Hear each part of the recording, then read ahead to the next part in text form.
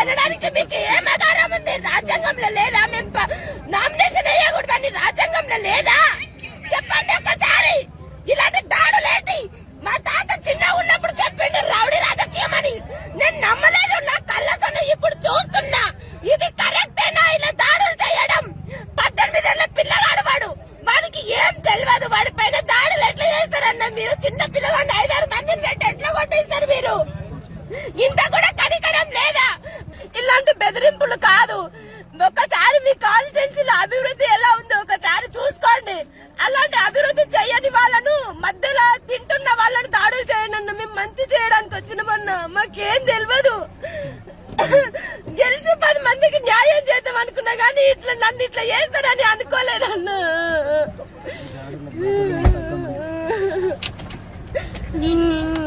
ఏడోకమ్మా, ధైర్యంగా. సార్ ఆయన అన్నం పెడుతున్నాడు సార్, మా తమ్ముడు ఎనికిలో వచ్చి అన్నం పెడుతున్నాను గుంజి కొడితే మాకు ఎట్లుంటది అన్న? అందరికంటే చిన్న పిల్లగాడు వాడు మా ఇంట్లో. మాకు ఎంత బాధ అనిపిస్తుంది అన్న. ఒక్క రోజు కూడా మేము ఎవరికి ఏం అన్యాయం చేయలేదు సార్. చేతకాని వాళ్ళు ధైర్యంగా ఎదుర్కోలేక ఇలాంటివన్నీ చేస్తున్నారు. ధైర్యంగా ఉండాలి. రాజకీయంలో అంటేనే రౌడీయిజం అని నేను ఇప్పుడు చూస్తున్నా. ఇప్పుడు అవన్నీ లేవనుకున్నా కానీ నా కళ్ళతో చూస్తే కానీ నేను నవ్వలేకపోతున్నా. కొంచెం అక్కడ నీళ్ళు చించుకానికండి అందుకన్నా.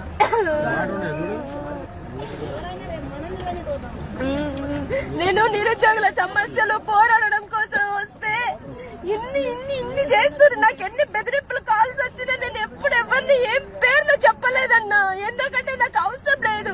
ఎవరు కాల్ చేసి ఎవరు బెదిరిస్తున్నారు నాకు అన్ని తెలుసు అన్నా. కానీ నాకు అవసరం లేదు మీ గురించి. నా ప్రచారం ఏది నాదైతే నేను నుంటున్నా అంతే. ఇప్పుడు ఈ జరిగిన సంఘటన మీద మీరు ఎలా స్పందించబోతున్నారు? ప్రచారాన్ని మమ్మల్ని చేసుకోనివ్వండి. మా పైన దాడులు చేయడం కాదు. ఫస్ట్ మీ ప్రచారం మీరు చేసుకోండి. మేము మీకు ఎలాంటి అడ్డు చెప్పట్లేదు. మేము మిమ్మల్ని ఎవరిని ఏమనట్లేదు. మా ప్రచారం ఏదో మేము చేసుకుంటున్నాం. మేము ఎప్పుడన్నా మిమ్మల్ని కించపరిచినా ఒక్కరోజు మీ పార్టీ పేరు గాని మీ పేరు గాని ఎత్తి నేనేమన్నా అన్నానా? నా ప్రచారం ఏదో నేను చేసుకుంటున్నా. దానికి దాడులు చేయడం ఏందన్నా నాకు అర్థం అవ్వదు. ప్రజాస్వామ్యం గురించి మీరు ఏం చెప్పదలుచుకున్నారు? నేనేం చెప్పాలనుకోవట్లేదు.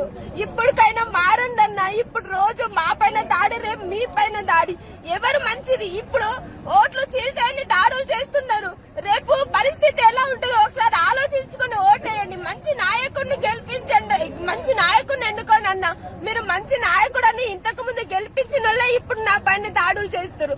ఎవరు మంచోళ్ళో ఒకసారి ఆలోచించుకోండి. స్థానిక నాయకులు చేసిన పనా లేకపోతే ఎవరు చేసినో తెలియదన్న. ఇప్పుడు పోలీసు వాళ్ళు వచ్చి కనిపెడతారు. వాళ్ళు స్వతంత్ర అభ్యర్థి కానీ పార్టీ ముద్ర లేకుండా స్వతంత్రంగా చేస్తే ఇదే పరిస్థితి అంటారు రాష్ట్రంలో. ఇంతే ఉన్నట్టుంది. ఎదగనిచ్చేటట్టు లేరు మనుషులని. ఇది ప్రజా వైఫల్యమా, ఒక రాజకీయ నాయకులు, ఒక ఎమ్మెల్యే వైఫల్యమా? ఏమో ఎవరితో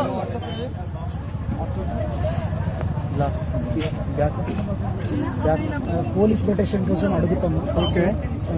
ఇంకోటి నేను చెప్పదలుచుకున్నా అంటే ఈ రాష్ట్రంలో ఉన్న పెద్ద నాయకులందరూ సామాజిక కార్యకర్తలు కావచ్చు, ప్రొఫెసర్ కోదండరామ్ గారు కావచ్చు, తెలంగాణ రాష్ట్రంలో పోరాటం చేసిన పెద్ద నాయకులందరూ మన శిరీష గారికి మద్దతు ఇవ్వాలని కోరుకుంటున్నా. ఇట్లాంటి టైంలో ఇది పూర్తిగా అప్రజాస్వామికం. ప్రజాస్వామ్యంలో దాడికి తావులేదు. మేము పోలీస్ ప్రొటెక్షన్ అడుగుతాము. ఎలక్షన్ కమిషన్ కి ఫిర్యాదు చేస్తాము. రాష్ట్రంలో ఉన్న పెద్ద మనుషులందరూ మనకు మద్దతు ఇవ్వాలని కోరుతున్నాము. రాష్ట్ర ప్రజలు కూడా ఒక్కసారి ఆలోచించాలి. ఈ దుర్మార్గమైన రాజకీయాన్ని ఇంకా మనం కంటిన్యూ చేయకూడదు. వాళ్ళకు బుద్ధి చెప్పేలాగా ఎలక్షన్ రిజల్ట్ ఉండాలి. ఈ చిన్న దాడులకు భయపడి మేము వెనుకకు జరగము.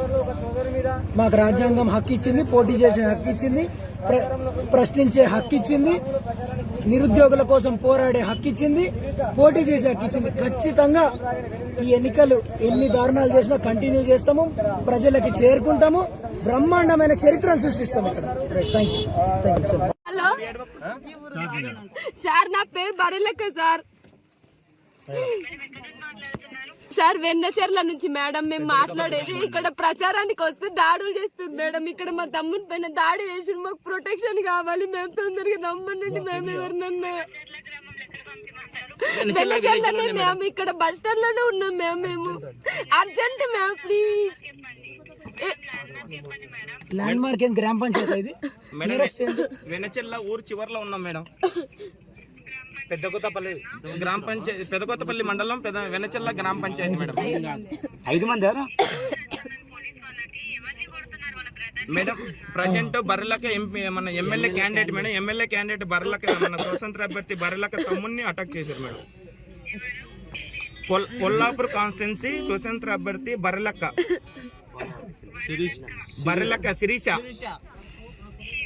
కర్నే శిరీష ఎమ్మెల్యే క్యాండిడేట్ మేడం. ఇప్పుడు నామినేషన్ లో ఉంది, ప్రచారంలో తిరుగుతుంటే వాళ్ళ తన తమ్ముని పైన దాడి చేసిండ్రు. దాడి చేయడం అవును మేడం, అవును మేడం.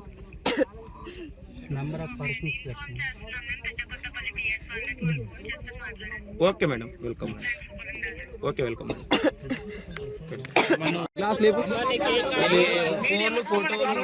నీవు అరే ఇప్పుడు టెన్షన్ పడకు, టెన్షన్ తీసుకోకు. ఏం జరిగినా మీడియా చూసుకుంటది. గ్లాస్ లేపు. సిరి సిరి 100 కొట్టు.